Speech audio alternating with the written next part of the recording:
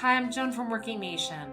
And as we dedicate the month of November to talking about veterans and work, I'm honored to talk to my dad, Jim Lynch, about when he served in the U.S. Army from 1968 to 1971 as the Chief Warrant Officer and Huey pilot in the Vietnam War. He has a lot of wisdom to share. Hi, Dad. Hi, Joan. It's the first time you don't say hi, Bones. So I want to just start with why serving the military was so important to you. Well, we had a tradition of serving in the family. My grandfather was in the Marine Corps. My father was in the Marine Corps. I had three uncles in the Army and one in the Navy. So, I was raised to honor the military through that. So after high school, you went to college at Notre Dame, and the country was in the midst of the Vietnam War. Why did you drop out to enlist and become a helicopter pilot? I only had 2 years in, and I wanted to interrupt and enlist. I had a very close friend who was a bomber pilot in World War II, and he had got me interested in flying a little bit. And he said, "Well, why don't you fly?" And I said, "I can't fly because I don't have a degree." And he said, "Well, you can sign up the Army. The Army has a warrant officer program, and you can fly through that." So I went down and checked out with a recruiter, and he said, sure enough, they had it. I had to take a little test there, and I passed it. I was scheduled for basic training and then warrant officer candidate school with flight school.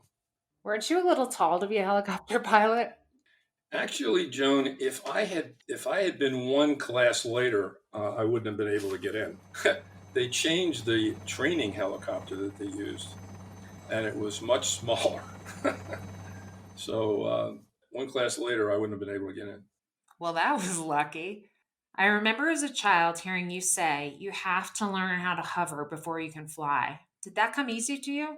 Yeah, it was difficult for me because you'd get on the controls and the instructor would say, "You got it," and I would say, "I got it." And you would get off the controls, the helicopter would be sitting perfectly still, and then the next thing you know, it would start moving a little bit to the left, and you'd overcorrect really, and then it'd go too much to the right, and then it was going to the front, it was going to the back. You look like a palm tree there, and I really, really struggled with that from the outset. He had told me to concentrate way out in the field, but I couldn't get away from reacting to what was happening immediately to the helicopter until the last day. And if I didn't do it the last day, then I'd wash out.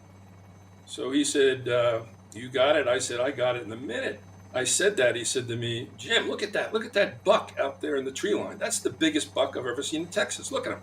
Look, he's running along the fence and he just raised his tail." And I thought, well, I'm not going to flunk out because I can't hover. I'm going to flunk out because I'm blind because I can't see this deer.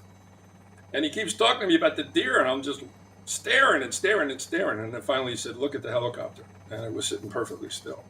So that's the essence of really being able to focus on something important way out and not let what's happening immediately around you affect what you're doing. And that, boy, did that come in handy in Vietnam when you're trying to hover down a hover hole to pick up some guys.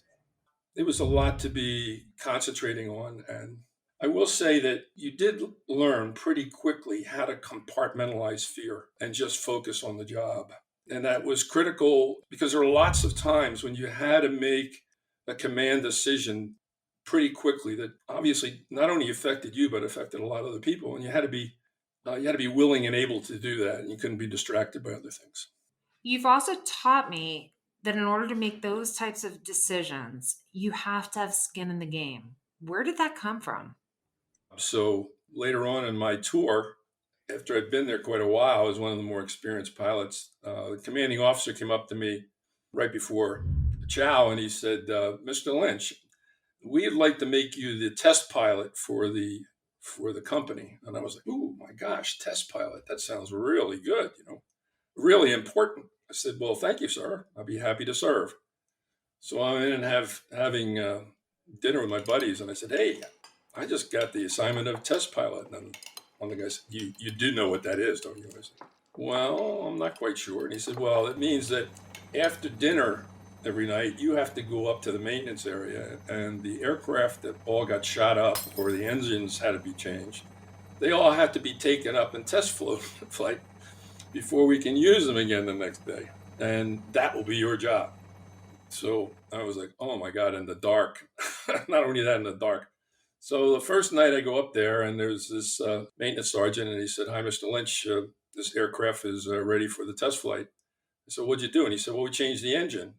I said, "Okay, great." I said, "Where's your helmet?" And he looked at me. He said, "What?" I said, "Where is your helmet?" He said, "Well, my helmet's not here, Mr. Lynch. I don't know what you mean." I said, "Well, your guys did change this engine, right?" And he said, "Yeah." And I said, "Well, then I expect you to go up with me to make sure that it works properly." And he just looked at me with these big eyes. And I said, "Look, if you think you need another half hour, whatever, to make sure that everything's perfect, that's fine. You know where my tent is. Come knock on the door." So about an hour and a half later, he came back with his helmet and he said, "Mr. Lynch, we're ready to do the test flight." And that's something I learned that carried me over all through my working life is things work best when the people involved have skin in the game. I love that. You also taught me figure it outness, something I rely on every day in my career. Yeah, well, of course, we not only were pilots, but all of us had side jobs that we had to do at night or during the day if we had a day when we weren't flying or whatever. So one day, my commanding officer comes up and he says, "Mr. Lynch, we need to rebuild the latrine, and I'm giving you the assignment, and here's some guys to help you with it." I'm a city kid from Philadelphia. I don't know anything about building anything, but we get lumber and supplies, and we get down to where we're going to do it. And really, all of it is just like a little shed, and you have to go in and you have to build this long bench that you cut holes in. So we get started building the shed, and we get to the point of the bench, and one of the guys says to me, "Now, Mr. Lynch, how high does this bench have to be?" And I said, "Well, geez, I don't know." So I kind of like squat down, and I say, "About this high." So they take a they take a measurement from my butt to the ground, and we build the thing. So a couple of days later, I happened to be in there, and our commanding officer came in, the major, and I'm 6'5", and the major was maybe 5 feet.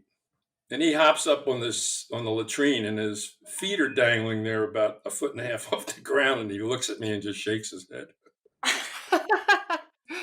So, Dad, you come home, you get your degree from Temple University through the GI Bill, and then get a job at Johnson and Johnson. How do you think the Army helped prepare you for the first step in your career?